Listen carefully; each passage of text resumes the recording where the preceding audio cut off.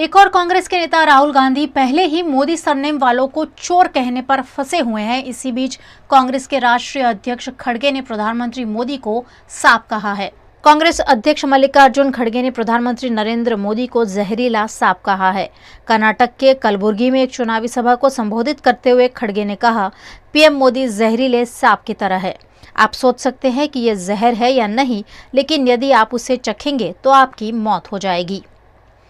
इसके बाद रौन में हुई सभा में खड़गे ने कहा कि भ्रष्ट भाजपा सरकार राज्य को लूट रही है। भाजपा की सरकार उन लोगों को देश से भगाने में मदद करती है जिन पर घोटालों का आरोप लगा होता है। पीएम खुद भ्रष्ट लोगों को बचाने में लगे हैं। बयान पर विवाद होने के बाद खड़गे ने सफाई देते हुए कहा कि मैंने ये प्रधानमंत्री मोदी के बारे में नहीं कहा है। मैं कहना चाह रहा था कि उनकी विचारधारा सांप की तरह है, जिसे चाटने की कोशिश करोगे तो मौत होनी तय है। लोकसभा चुनाव नजदीक आ रहे हैं, जिसके मद्देनजर गुजरात कांग्रेस द्वारा गुजरात के स्थापना दिवस से जनमंच कार्यक्रम की शुरुआत का ऐलान किया गया है। लोगों के कई सवाल है भारतीय जनता पार्टी की सरकारों के सामने। वहाँ तालुका पंचायत है, जिला पंचायत है, हेल्थ है, एजुकेशन है, किसान की खेती है, बेरोज़गार नौजवान हैं। पूरी सरकारी सिस्टम में सड़ा लगा हुआ है। कहीं पैसे दिए बिना कोई काम नहीं हो रहा है। ये जो भी फरियादें लोगों की है, ये सुनने का कार्यक्रम कांग्रेस ने पहली मई से चालू किया है। हफ्ते में हम 3, 4 या 5 ब्लॉक करेंगे। लोगों की अर्जी लेना है, आवेदन लेना है, वो आवेदन लेंगे।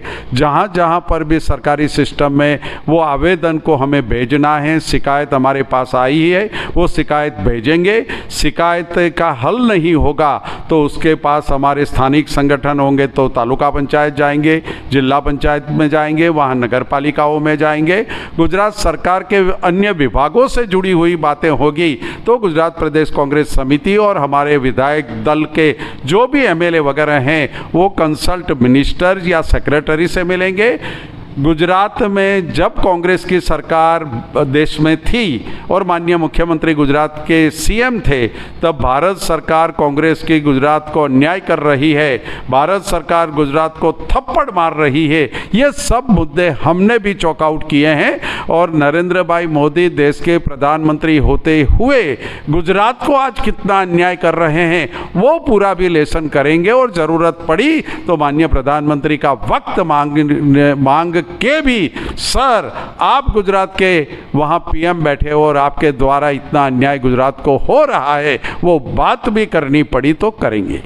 गुजरात मौसम विभाग ने आने वाले 5 दिनों तक राज्य में बरसाती माहौल बने रहने का अनुमान लगाया है। अगले 5 दिन में पूरे गुजरात रीजन, सौराष्ट्र कच्छ में कहीं कहीं जगहों में, आइसोलेटेड प्लेसेस में और कभी कभी स्कैटर्ड प्लेसेस में लाइट टू मॉडरेट रेन होने का संभावना है। उसका साथ साथ थंडरस्टॉर्म एक्टिविटी, लाइटनिंग भी हो सकता है। खास करके डिस्ट्रिक्ट जैसे अगले 5 दिन में कहीं कहीं होने का जो संभावना है। अभी तो फिलहाल north Gujarat, even northern part of Saurashtra Kutch हो सकता है, जैसे साबरकांठा, बनासकांठा, महासाना, अरावली, महिसागर। लेकिन जैसे आज का बाद कल परसों गुजरात रीजन में काफ़ी सारे जगहों में बारिश, लाइट टू मॉडरेट रेन रहने का संभावना है। सदर्न पार्ट में कम होने का संभावना है। ऐसे कुल मिला के हम अगले 5 दिन देखें ना, पूरे गुजरात में हो ही जाएगा बारिश। अहमदाबाद में भी क्लाउड बनने का संभावना है और कभी कभार light to moderate rain, thunderstorm activity का साथ साथ स्ट्रॉन्ग विंड भी हो सकता है। पूरे गुजरात स्टेट में टेम्परेचर अभी नॉर्मल टू बिलो नॉर्मल है और सबसे हाईएस्ट टेम्परेचर स्टेट का है 39 डिग्री सेल्सियस, वो अहमदाबाद में रिकॉर्ड हुआ है। और सारे जगहों में 39 डिग्री सेल्सियस से कम है तापमान। अभी जो अगले 2-3 दिन में टेम्परेचर और भी 2-3 डिग्री घटने का संभावना है। सो मोस्टली वेदर प्लीजेंट रहेगा, लेकिन थंडरस्टॉर्म एक्टिविटी, रेनफॉल कहीं कहीं जगहों में और विंड का साथ होने का संभावना है। अभी फिलहाल जो है, एक तो ईस्टर्न डिस्टर्बेंस का अप्रोच है और सर्कुलेशन में भी है, सर्कुलेशन बन सकता है south Rajasthan, even south west Rajasthan का ऊपर। इसके कारण से 2-3 छोटे छोटे सिस्टम के कारण से पूरे गुजरात में आइसोलेटेड प्लेसेस में कहीं कहीं जगहों में गाजवीज का साथ सामान्य बरसात पड़ सकती है। सूडान में चल रही जंग के बीच फंसे भारतीयों को निकालने का काम भारत सरकार द्वारा मिशन कावेरी अंतर्गत शुरू किया गया है। सूडान में सिविल वॉर के बीच ऑपरेशन कावेरी के तहत भारतीयों को निकाला जा रहा है। इसके दूसरे दिन बुधवार देर रात 367 नागरिकों का पहला बैच जेडा से नई दिल्ली एयरपोर्ट पहुंचा। एयरपोर्ट पर लोगों ने भारत माता की जय, इंडियन आर्मी जिंदाबाद, नरेंद्र मोदी जिंदाबाद के नारे लगाए। रेस्क्यू की गई एक बच्ची ने कहा, हम वहां किसी भी पल मारे जा सकते थे। विदेश सचिव विनय मोहन क्वात्रा ने मिशन कावेरी पर जानकारी दी। उन्होंने कहा कि हमारा मकसद जल्द से जल्द अपने लोगों को सेफ जगह भेजकर उन्हें भारत लाना है। हम किसी को पीछे नहीं छोड़ेंगे। सूडान में हालात बहुत नाजुक हैं। वहां अभी भी 3,500 भारतीय और 1,000 इंडियन ओरिजिन यानी भारतीय मूल के लोग फंसे हुए हैं। उन्हें वहां से निकालने की पूरी कोशिश की जा रही है। क्वात्रा ने बताया कि भारतीयों को लाने के लिए INS तरकश भी पोर्ट सूडान पहुंच चुका है। सूडान से अब तक 1,100 भारतीयों को समुद्र और हवाई के रास्ते सऊदी अरब लाया जा चुका है। इनमें से 367 भारतीय बुधवार रात जेडा से नई दिल्ली पहुंचे। बाकी सभी जेडा में हैं। उन्हें जल्द भारत लाया जाएगा। सूडान में सिविल वॉर के पहले तक भारतीयों की संख्या 4,000 से ज्यादा थी।